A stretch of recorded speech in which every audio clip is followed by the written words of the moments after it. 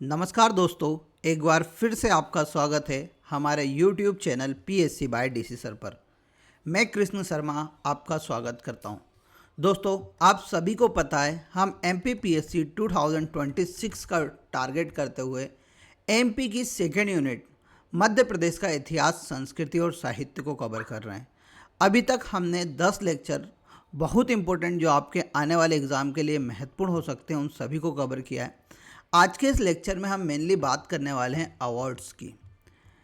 फिर अवार्ड्स के बाद हम कुछ संस्थाओं की बात करेंगे और संस्थाओं के बाद हम स्टार्ट करेंगे इतिहास, जिसमें हम मध्य प्रदेश का प्राचीन, मध्यकालीन तथा आधुनिक इतिहास को बहुत अच्छे से समझेंगे। साथ में पूरी कहानी मैं आपको बताऊंगा कहाँ से कैसे मंगल पांडे मध्य प्रदेश के पहले कौन हुए, 1857 की क्रांति में क्या हुआ, उन सभी को इन लाइन करते हुए हम पढ़ने वाले हैं। आपको मैं एक बात यही बता देता हूँ कि आप जो DC सर द्वारा आंसर राइटिंग प्रोग्राम 2.0 लॉन्च किया गया है उसको ज्वाइन ज़रूर कर लीजिए, क्योंकि यहाँ केवल ओनली 100 बच्चों के लिए चलाया जा रहा है। जो बच्चे सीरियस होंगे वो बच्चे इसे ज़रूर ज्वाइन करेंगे। तो दोस्तों, आज हमारा लेक्चर नंबर 11 है। 10 हमने कंप्लीट कर लिए थे, आज हमारा लेक्चर नंबर 11 है और आज के में हम बात करेंगे मध्य प्रदेश के प्रमुख पुरस्कारों की। आप सभी को पता है पुरस्कार से हर साल प्रश्न पूछा जा रहा है। 2024 में 2 प्रश्न पूछे गए थे पुरस्कार से संबंधित। 2025 में जब हमने देखा तो 2025 में भी हमें एक अवार्ड से प्रश्न देखने को मिला था, यानी हर बार 1 या 2 प्रश्न पूछे जा रहे हैं। तो इस हिसाब से यह वाला टॉपिक आपके लिए बहुत महत्वपूर्ण हो जाता है। 15-20 मिनट में आपको मैं जो 4 नंबर के प्रश्न आपके एग्ज़ाम में आने वाले हैं उसको कवर कराने वाला हूं। तो बने रहिएगा आखिरी तक, देखते रहिए। देखिए, सबसे पहला अवार्ड है हमारा राष्ट्रीय महात्मा गांधी सम्मान। देखिए, राष्ट्रीय महात्मा गांधी सम्मान की बात करते हैं तो यह मध्य प्रदेश का सबसे बड़ा सम्मान है। याद रखिएगा, यह मध्य प्रदेश का सबसे बड़ा सम्मान है। किस प्रोस्पेक्टस में? पैसों के प्रोस्पेक्टस में। यानी सबसे ज़्यादा जो राशि दी जाती है राष्ट्रीय महात्मा गांधी सम्मान में दी जाती है, कुल 10 लाख रुपए। इस अवार्ड की शुरुआत 1995 में की थी। इस पुरस्कार का जो क्षेत्र है वह है कि अभी आप गांधी विचार दर्शन को कभी लगातार लोगों तक पहुंचाएंगे या उनका प्रचार करेंगे, उसके लिए यह सम्मान दिया जाता है। प्रथम पुरस्कार 1995 में कस्तूरबा ट्रस्ट इंदौर को दिया गया था और हाल ही में 2021 का 2024 में प्रदान किया गया था। उस दौरान यह पुरस्कार ग्रामीण विकास समिति जोधपुर को प्रदान किया गया था।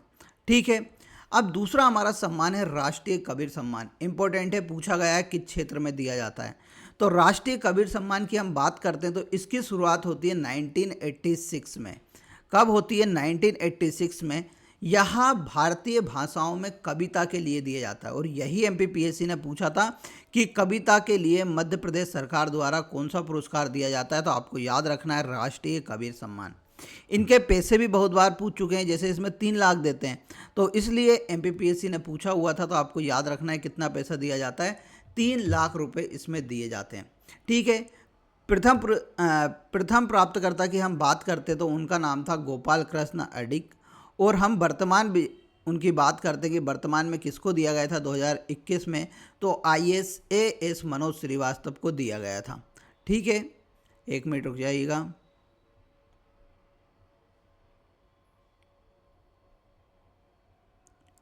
अब देखिए, हम आगे बात करते हैं।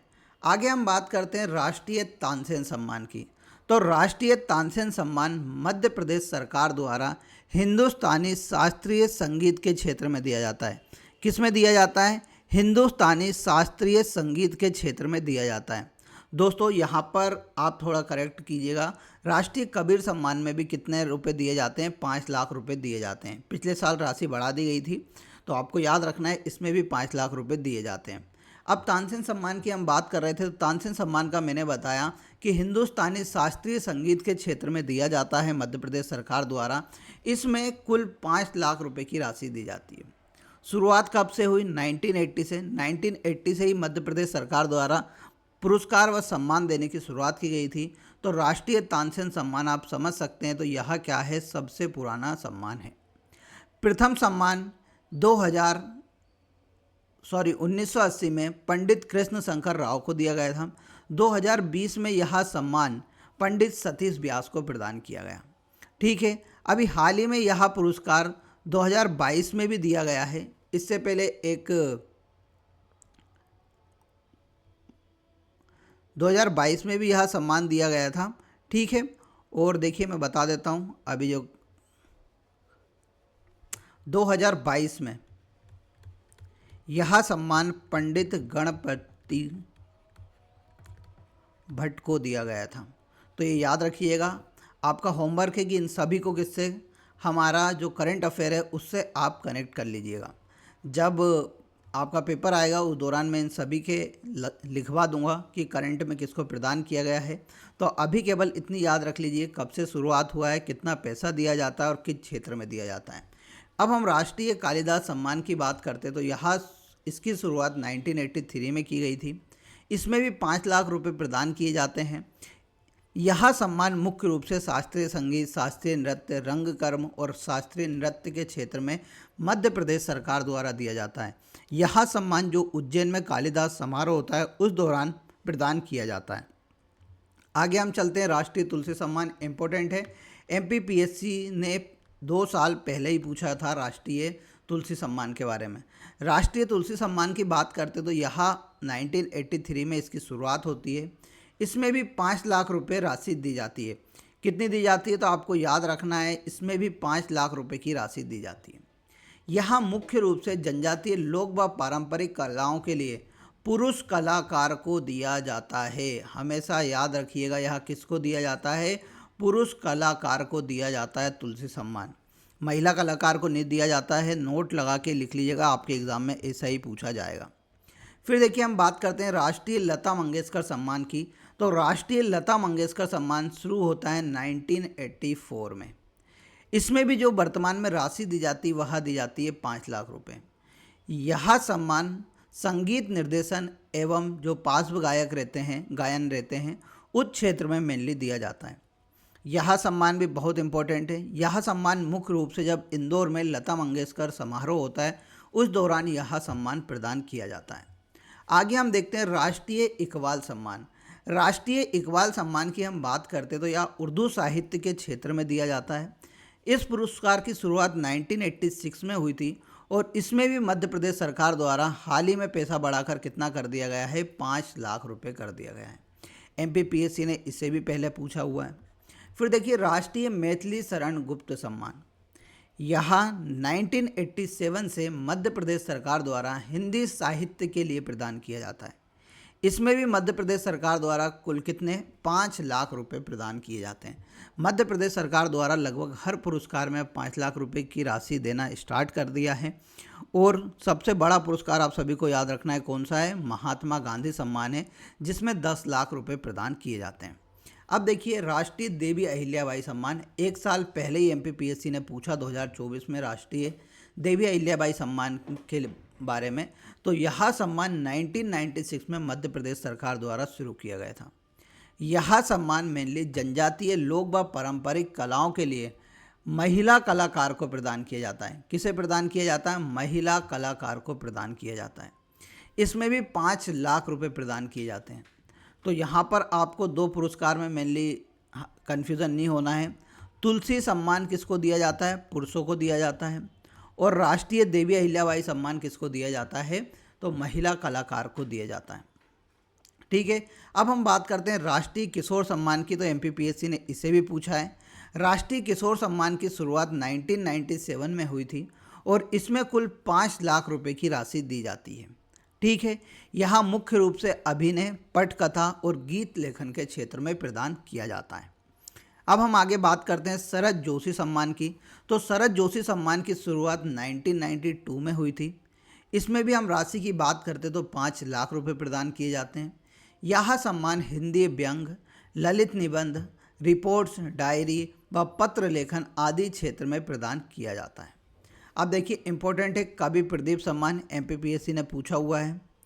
यहाँ इस सम्मान की शुरुआत 2012 में हुई। इसमें मुख्य रूप से 5 लाख रुपए दिए जाते हैं।